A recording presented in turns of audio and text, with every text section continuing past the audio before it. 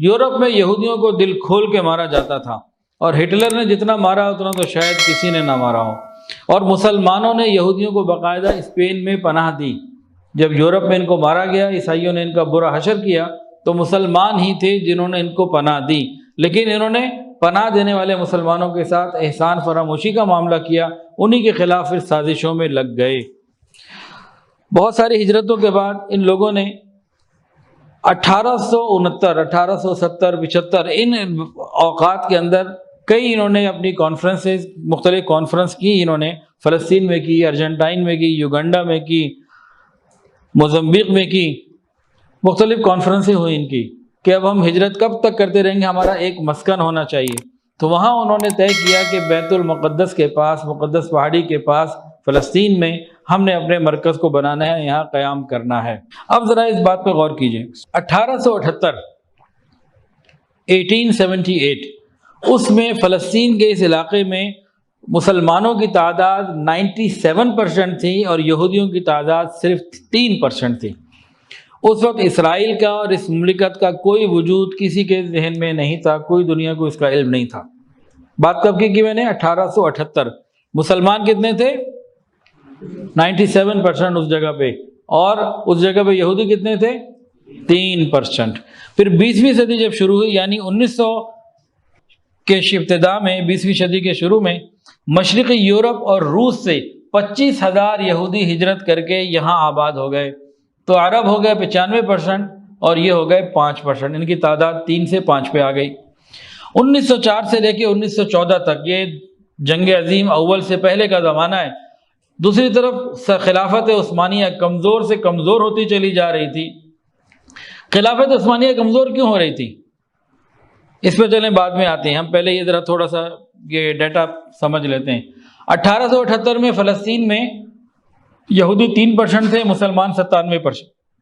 پھر 20ویں صدی کے شروع میں مشرقی یورپ اور روس سے 25,000 یہودی ہجرت کر کے یہاں آئے، تو مسلمان 95 اور یہودی 5% ہو گئے۔ 1904 سے لے کے 1914 تک 40,000 یہودیوں نے پوری دنیا کے مختلف علاقوں سے ہجرت کی اور ادھر آ گئے، تو اب مسلمانوں کی تعداد 92% رہ گئی اور ان کی تعداد 5 سے بڑھ کر 8 ہو گئی۔ 1917 میں جو بالفور ڈکلیریشن ہوا، جو برطانیہ نے کیا، اس میں یہودیوں کی باقاعدہ آباد کاری کو یہاں قانونی شکل دی گئی اور اس کے تجاویز، اس کی دستاویز بنانے کی فکر کی گئی۔ پھر 1919 سے 1923 اور اس کے بعد مختلف علاقوں میں یہ آتے رہے۔ 1919 سے لے کے 1923 کے درمیان، 1919 سے لے کے 1923 کے درمیان 35,000 یہودی مزید دنیا بھر کے علاقوں سے ہجرت کر کے یہاں فلسطین آئے۔ اب ان کی تعداد 12% ہو گئی، مسلمانوں کی 88 ہو گئی۔ 3 سے 5، 5 سے 8 اور 8 سے 12۔ اس کے بعد 1931 تک چوتھی اور 1939 تک 5ویں ہجرت ہوئی ساری دنیا سے، اور یہودیوں کا جو تناسب تھا وہ 30% ہو گیا آبادی کا، مسلمانوں کا 70 رہ گیا۔ 1878 میں 3% یہودی تھے، 97% مسلمان تھے، اور یہ کرتے کرتے 1939 میں، یعنی ان 50-60 سالوں میں ساری دنیا سے یہودی ہجرت کر کے یہاں آئے اور 30% تک اپنی آبادی کو بڑھا گئے۔ اب مسلمان 70% ہو گئے اور یہودی کتنے ہو گئے؟ 30%۔ اس وقت جو یہودیوں کے پاس جگہ تھی نا، لینڈ جگہ تھی، وہ 6.5% تھی۔ فلسطین کی 93.5% جگہ مسلمانوں کے پاس تھی اور 6.5% جگہ یہودیوں کے پاس تھی، جو انہوں نے ہتھیائی تھی یا مسلمانوں سے خریدی تھی۔ پھر کیا ہوا؟ اگلا مرحلہ یہ ہوا کہ ادھر پاکستان میں، ہندوستان میں کیا چل رہی تھی؟ تحریک آزادی، اور پاکستان حاصل کرنے کے لیے قائد اعظم محمد علی جناح، مسلم لیگ اور مسلمان لگے ہوئے تھے کہ پاکستان حاصل کریں گے۔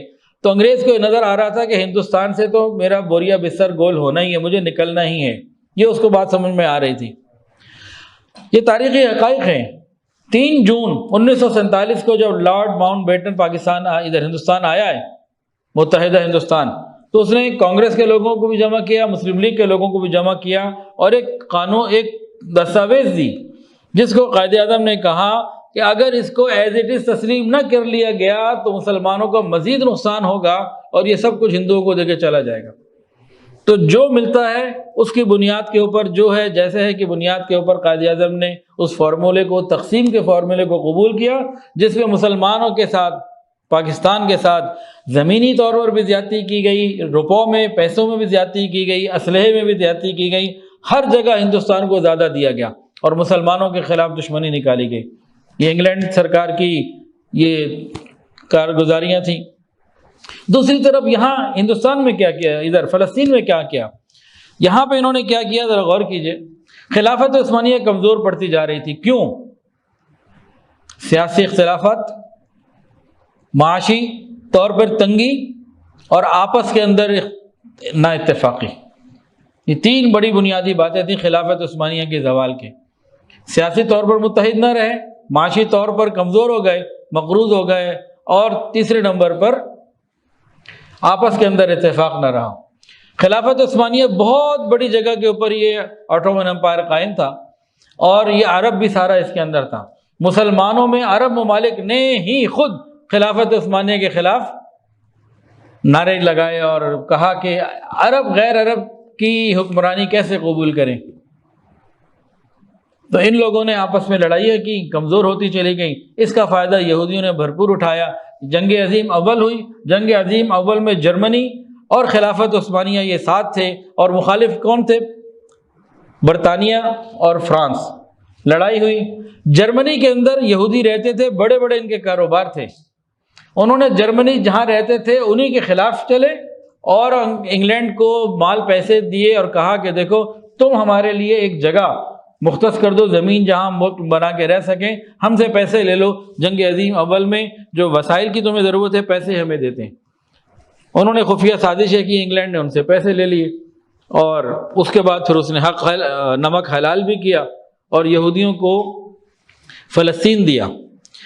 جنگ عظیم اول کے بعد خلافت عثمانیہ ختم ہوئی، اور جتنے ممالک تھے نا مسلمانوں کے جو یہ کہتے تھے کہ ہم غیر عرب کی حکمرانی قبول نہیں کرتے خلافت عثمانیہ کو، وہ برطانیہ اور فرانس کی حکمرانی میں آ گئے۔